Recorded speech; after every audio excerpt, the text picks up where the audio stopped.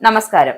ഇറാനും പാകിസ്ഥാനും തമ്മിലുള്ള നയതന്ത്ര ബന്ധങ്ങൾ പലപ്പോഴും ഇസ്ലാമിക് സാഹോദര്യം എന്ന പദാവലിയിൽ പൊതിഞ്ഞാണ് അവതരിപ്പിക്കപ്പെടാറുള്ളത്. എന്നാൽ ഈ ആഖ്യാനത്തിനപ്പുറം അമേരിക്കൻ താൽപര്യങ്ങൾക്ക് വഴങ്ങുന്ന പാകിസ്ഥാൻ നയങ്ങളും തന്ത്രപരമായ അവിശ്വാസവുമാണ് ഇരു രാജ്യങ്ങൾക്കും ഇടയിലെ യഥാർത്ഥ പ്രതിസന്ധി. മുസ്ലിം രാഷ്ട്രങ്ങൾക്കിടയിലുള്ള ബന്ധങ്ങളെ വിശേഷിപ്പിക്കാൻ പാകിസ്ഥാൻ നിരന്തരം ഇസ്ലാമിക സാഹോദര്യം എന്ന പ്രയോഗം നടത്താറുണ്ട്. എന്നാൽ ആഴത്തിൽ പരിശോധിച്ചാൽ ഈ പ്രയോഗം വെറും പ്രതീകാത്മകം മാത്രമാണ്. ഇറാനും പാകിസ്ഥാനും തമ്മിലുള്ള ബന്ധത്തെ നിർവചിക്കുന്നത് മതപരമായ ഐക്യദാർഢ്യമല്ല, മറിച്ച് അതിർത്തി സംഘർഷങ്ങളും ബാഹ്യ ശക്തികളുടെ സ്വാധീനവുമാണ്. പാകിസ്ഥാൻ മണ്ണിൽ നിന്നും പ്രവർത്തിക്കുന്ന തീവ്രവാദ ഗ്രൂപ്പുകൾ ഇറാനെ സംബന്ധിച്ചിടത്തോളം വലിയ സുരക്ഷാ വെല്ലുവിളിയാണ് ഉയർത്തുന്നത്. ജെയ്ഷ് അൽ അദ്ദിനെ പോലുള്ള സംഘടനകൾ പാകിസ്ഥാൻ സുരക്ഷാ ഏജൻസികളുടെ മൗന അനുവാദത്തോടെയാണ് പ്രവർത്തിക്കുന്നതെന്നും ഇറാൻ വിശ്വസിക്കുന്നുണ്ട്. സ്വന്തം ജനതയുടെ സുരക്ഷ ഉറപ്പാക്കാൻ ഇറാൻ നടത്തുന്ന സൈനിക നീക്കങ്ങൾ പാകിസ്ഥാന്റെ ഇരട്ടത്താപ്പിനുള്ള മറുപടി കൂടിയാണ്. സിസ്താൻ, ബലൂചിസ്ഥാൻ മേഖലയിൽ രക്തച്ചൊരിച്ചിൽ നടത്തുന്ന ജെയ്ഷെ അൽ-അദ് പാകിസ്ഥാൻ സുരക്ഷാ സംഘടനയിൽ പ്രത്യേകിച്ച് ISIയുമായി ബന്ധമുണ്ട് എന്ന് തള്ളിക്കളയാനാവാത്ത വസ്തുതയാണ്. ഇറാനിലേക്ക് നുഴഞ്ഞുകയറി ആക്രമണം നടത്തുന്ന തീവ്രവാദികൾക്ക് പാകിസ്ഥാൻ മണ്ണിൽ സുരക്ഷിത താവളങ്ങൾ ലഭിക്കുന്നത് ഇറാന്റെ പരമാധികാരത്തിന് നേരെയുള്ള ഒരു വെല്ലുവിളി കൂടിയാണ്. തീവ്രവാദ ക്യാമ്പുകൾ ലക്ഷ്യമിട്ട് ഇറാൻ നടത്തുന്ന ആക്രമണങ്ങൾ പാകിസ്ഥാൻ എന്ന രാഷ്ട്രത്തിന് എതിരെയല്ല, മറിച്ച് ഇറാനെ അസ്ഥിരപ്പെടുത്താൻ ശ്രമിക്കുന്ന വിഘടനവാദികൾക്കെതിരെയാണ്.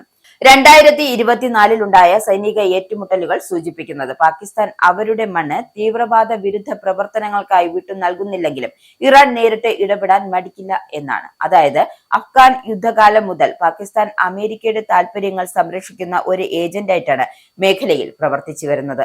അമേരിക്കയുടെ ആജ്ഞ അനുസരണം പ്രവർത്തിക്കുന്ന പാകിസ്ഥാന് ഇറാനോട് പൂർണ്ണമായും നീതി പുലർത്താൻ കഴിയുന്നില്ല. മേഖലയിൽ അമേരിക്കൻ സാന്നിധ്യം ഉറപ്പിക്കാനാണ് പാകിസ്ഥാൻ എപ്പോഴും ശ്രമിച്ചിട്ടുള്ളത്.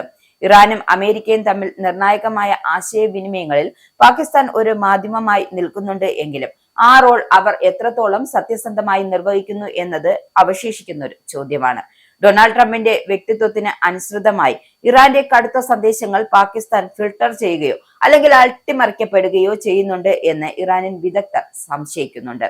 ട്രംപിനെ പ്രീണിപ്പിക്കാൻ പാകിസ്ഥാൻ ഭരണകൂടവും ഇറാന്റെ താൽപര്യങ്ങൾ ബലികഴിപ്പിക്കുന്നുണ്ടോ എന്ന സംശയം ബലപ്പെടുകയാണ്. ഇറാന്റെ ദേശീയ സുരക്ഷാ കമ്മീഷൻ വക്താവ് ഇബ്രാഹിം റൈസർ വ്യക്തമാക്കുന്നത് പോലെ പാകിസ്ഥാൻ ഒരു അനുയോജ്യ മധ്യസ്ഥനല്ല. അമേരിക്കയുടെ താൽപര്യങ്ങൾക്ക് വിരുദ്ധമായി ഒരു വാക്കുപോലും പറയാൻ ധൈര്യപ്പെടാത്ത ഇസ്ലാമാബാദിന് എങ്ങനെ നിഷ്പക്ഷമായി കാര്യങ്ങൾ അവതരിപ്പിക്കാൻ കഴിയും? പാകിസ്ഥാന്റെ മധ്യസ്ഥത എല്ലായ്പ്പോഴും അമേരിക്കയ്ക്ക് അനുകൂലമായ ഏകപക്ഷീയമായ ഒന്നായി മാറുകയാണ്.